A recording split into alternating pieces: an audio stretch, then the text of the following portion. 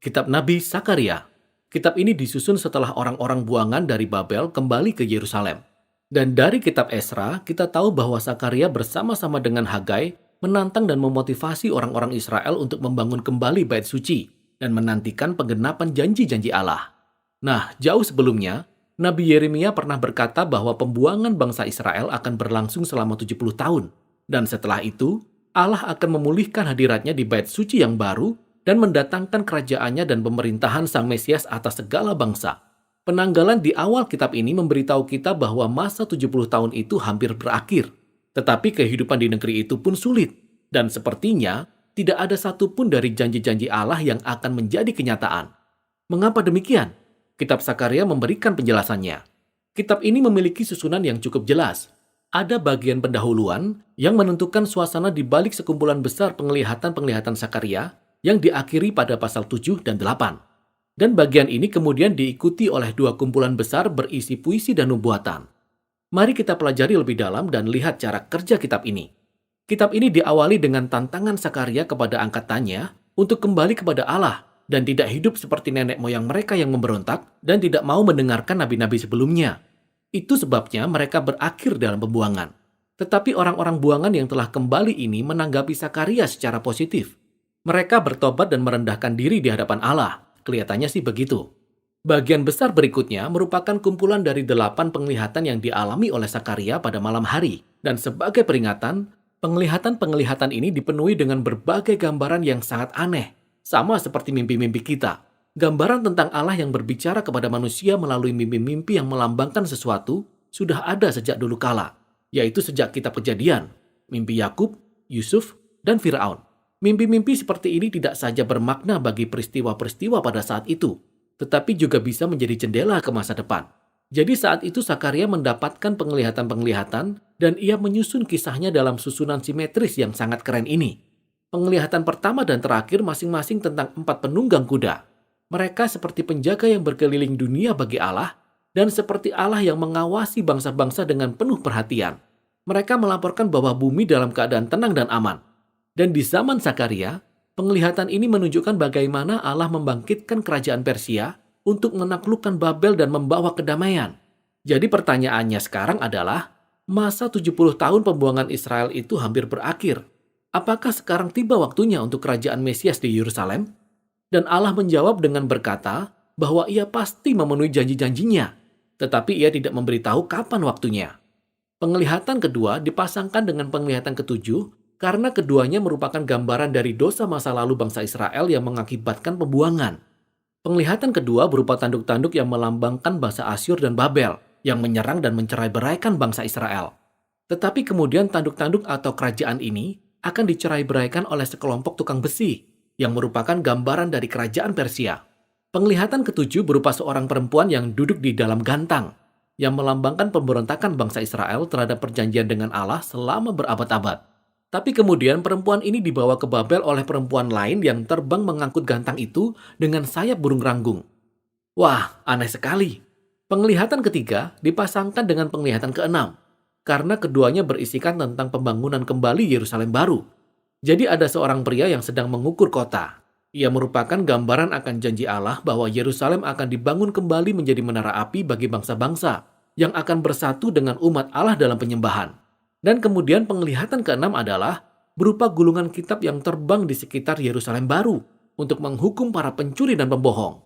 Penglihatan ini melambangkan Yerusalem baru sebagai tempat yang disucikan dari dosa oleh kitab suci. Penglihatan keempat dan kelima yang ada di bagian tengah dari kumpulan penglihatan ini berisikan tentang dua pemimpin utama di antara orang-orang buangan yang telah kembali, Imam Besar Yosua dan Zerubabel yang merupakan keturunan Raja Daud. Jadi Yosua mengenakan pakaian kotor yang melambangkan dosa bangsa Israel. Tetapi kemudian pakaian kotor itu ditanggalkan dan ia diberikan pakaian baru dan serban baru yang melambangkan kasih karunia dan pengampunan dari Allah. Dan kemudian seorang malaikat memberitahu Yosua bahwa jika ia tetap setia kepada Allah, maka ia akan memimpin umatnya dan akan menjadi lambang dari Raja Mesias di masa depan. Penglihatan lainnya berupa dua pohon zaitun yang mengalirkan minyak ke dalam pelita emas yang sangat rinci, melambangkan mata Allah yang mengawasi umatnya. Dan kedua pohon ini melambangkan dua pemimpin yang diurapi, yaitu Yosua dan Zerubabel. yang memimpin pembangunan kembali bait suci. Lalu Allah berkata bahwa keberhasilan tidak akan datang ke bait suci yang baru ini hanya dengan menggunakan strategi politik. Sebaliknya, kedua pemimpin ini harus bergantung pada pekerjaan Roh Allah. Penglihatan-penglihatan ini ditutup dengan penglihatan tambahan dari Nabi Zakaria yang mengambil tema dari penglihatan keempat dan kelima di bagian tengah. Penglihatan ini berupa imam besar Yosua yang diberi mahkota dan ditampilkan sebagai lambang dari Mesias di masa depan, yang juga akan menjadi imam atas kerajaan Allah. Kemudian Zakaria menutup dengan berkata bahwa semua penglihatan ini akan digenapi hanya jika angkatan ini setia kepada Allah dan mentaati ketetapan dalam perjanjian dengan Allah. Jadi ketiga penglihatan ini menekankan bahwa kedatangan kerajaan Mesias sangat bergantung kepada kesetiaan mereka kepada Allah. Ini membawa kita kepada bagian akhir dari penglihatan-penglihatan tersebut, yang merupakan satu tantangan lainnya dari Zakaria. Sekelompok orang Israel yang selama 70 tahun telah berduka karena kehancuran bait suci, mereka bertanya kepada Zakaria, apakah sudah waktunya kami berhenti berduka? Maksudnya, apakah kerajaan Allah akan segera datang? Jadi Zakaria mengingatkan mereka kembali bahwa nenek moyang mereka telah menolak panggilan Allah yang disampaikan melalui para nabi, yang berakibat pada pembuangan. Jadi Zakaria menantang mereka juga. Ia berkata, angkatan ini akan melihat kerajaan Mesias hanya jika mereka mengejar keadilan dan perdamaian, dan tetap setia pada perjanjian. Jadi dengan kata lain, Zakaria membalikkan pertanyaan mereka. Ia bertanya, apakah engkau bersedia menjadi pribadi yang siap untuk menerima dan mengambil bagian dalam kerajaan Allah yang akan datang? Dan pertanyaan itu dibiarkan begitu saja. Orang-orang itu tidak menjawab, dan kitab ini terus berlanjut. Dan sampailah kita pada bagian terakhir yang sangat berbeda dari pasal 1 sampai 8. Setiap bagian merupakan rangkaian puisi dan gambaran yang bergerak cepat mengenai kerajaan Mesias di masa depan. Yang pertama, pasal 9 sampai 11, menggambarkan kedatangan Raja Mesias yang sederhana, yang mengendarai seekor keledai memasuki Yerusalem baru untuk mendirikan kerajaan Allah di atas bangsa-bangsa. Tetapi tiba-tiba, Raja yang dilambangkan sebagai gembala atas kawanan Israel ini ditolak oleh bangsanya sendiri, lalu oleh para pemimpin mereka yang juga dilambangkan sebagai gembala. Maka Allah melepaskan bangsa Israel ke tangan para gembala yang jahat ini, lalu timbul pertanyaan, apakah bangsa Israel akan menolak raja mereka untuk selamanya? Menurut bagian terakhir pasal 12-14 tidak demikian. Bagian ini merupakan kepingan puisi dan gambaran lainnya tentang kerajaan Mesias di masa depan.